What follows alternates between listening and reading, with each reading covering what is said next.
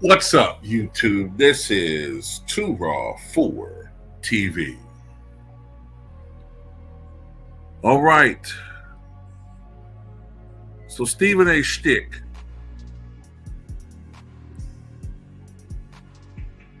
aka Stephen A. Shit, is at it again. Okay. So there's been a push for people, or from people, for Stephen A. Smith to address what is going on right now with Garth Brooks. Of course, Garth Brooks is probably the biggest country music artist of all time. And by that, I mean, as far as his success, commercial success.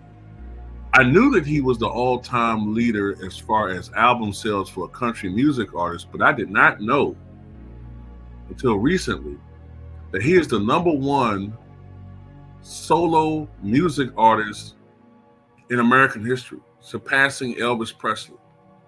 So the convenient excuse that people had in the past for, well, Josh Giddey, he's a nobody. So nobody knows who he is.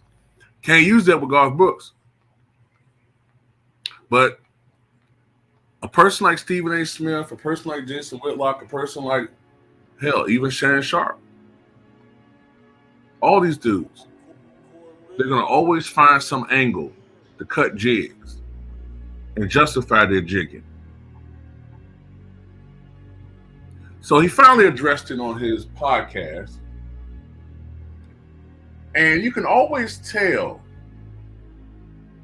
when Stephen A. is ready to cut a jig, because he starts off with this preamble, this phony preamble of, let me say this. Anybody who is guilty of what he's been accused of, or whatever they've been accused of. You know what I'm saying? Like, if they say, like with this situation, anybody who is guilty of what Garth Brooks been accused of, they belong under the jail. So he said the same thing about Caitlin Clark's fans, the racist ones. He started off with the same thing. Let me say this. To all of those who are harassing Angel Reese, those racists, they're the scum of society. He'll start off like he get ready to go into some champion mode. But that's just a throwaway for what he really get ready to do, which is defend the very thing that he supposedly is critiquing.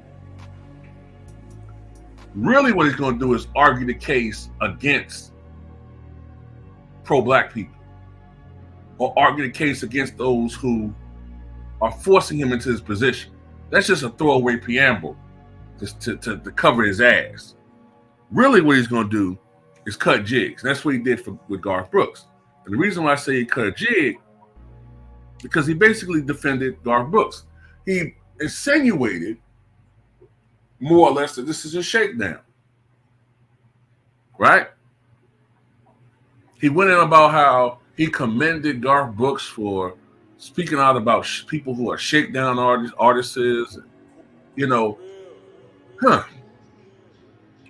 We say that all the time when it comes to hip-hop artists. I'm not even talking about the Diddy situation. We say that all the time when it comes to this black actor or this black artist being accused of something.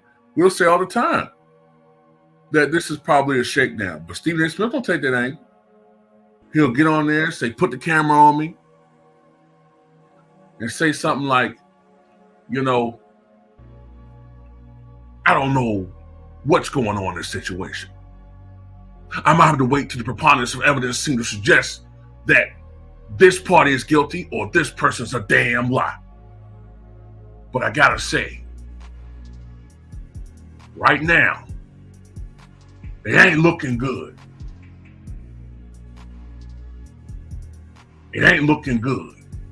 Then he'll just go on about how brothers need to be more responsible, and somehow it's just always our fucking fault. That's what he does. He never keeps the same energy. With us, put the camera on. With other people, we gotta wait for all the evidence to come out. Oh, and also another thing that he does is he makes sure that certain people's privacy are respected, like with Josh Giddey. You know, that his privacy need to be quiet.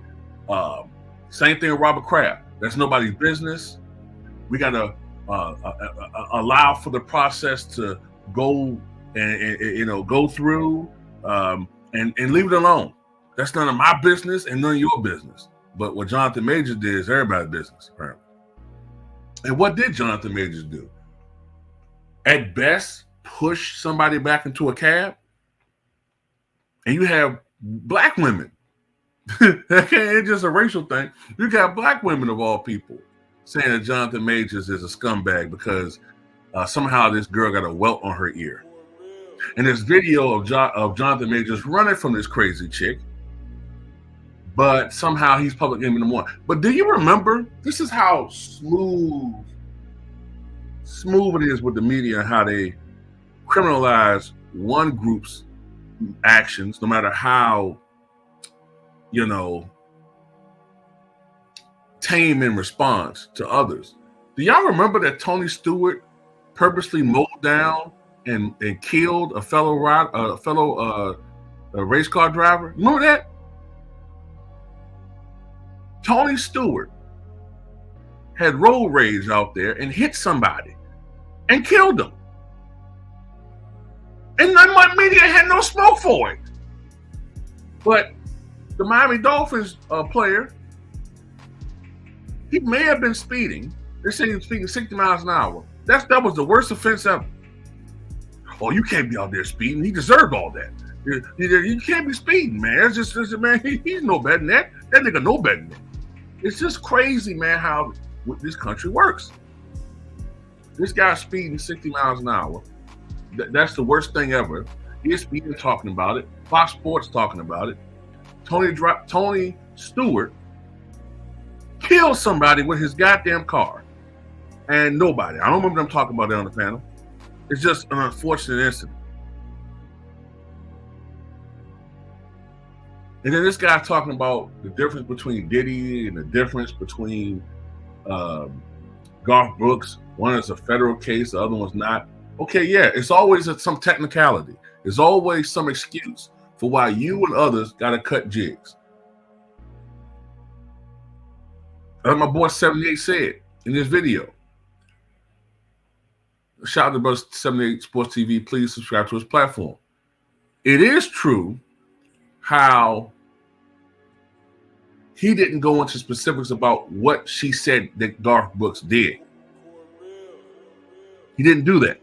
He didn't talk about how she said that, according to her, he penetrated her so hard that she thought that she was splitting in two. Made her get down, wear glasses so he could relieve himself on her glasses and on her face against her will. He didn't go into all the slandering specifics.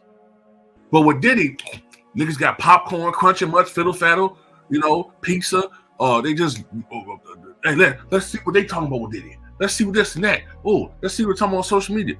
I want all the juicy details. No, with these people, other people, they get their respect. You gotta do deep internet searches to get details about stuff.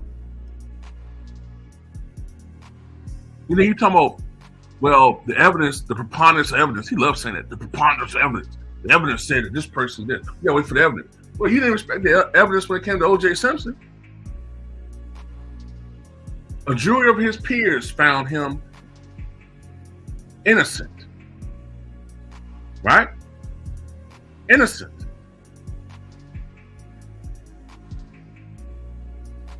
And for all the people that say, oh, the jury makeup was biased, and the jury, only reason why he was found not guilty because the majority of the jury was black. Well, funny how you guys not bring up the makeup of the jury for the civil trial, because that jury had no black men on it, except for one Jamaican who was not American, obviously not American born. They had one Jamaican guy on that 12-person jury. No American black man. and I think only 2 black people in general. So you don't think that had some effect on why he was found liable in the civil trial? Everybody was talking about the racial makeup of the criminal jury, but not the civil jury. But anyway, yeah, that don't stop you from saying how you think that OJ is guilty as hell. You didn't respect the preponderance of evidence in that, did you? You bug-eyed bastard. All you are a more polished version of Jason Whitlock. That's why you don't like each other. Well, nobody should like Whitlock. But that's why you guys can't stand each other, because y'all too alike. You just more polished than he is. You know what I'm saying? You've mastered the art of trying to play both sides. But I'm telling you, that don't work.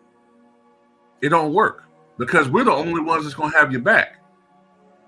The other side just want to hear you just cut jigs to be the mouthpiece to say what they can't say. But they don't have no love for you. And Whitlock going to find out the hard way. If anything ever happened to Whitlock, he's lost. And so will you be. See what happened to Floyd Mayweather? All them years of cutting jigs, and now he getting accused. I'm gonna do a video backing him? Shit. He on his own, just like the rest of us. We're not making no videos backing him.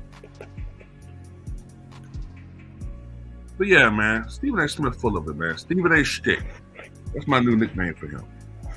It's a act, a tired, corny act that everybody can see through. You could just you could just tell when he get ready to go into one of his jigs. That's all I got to say about it.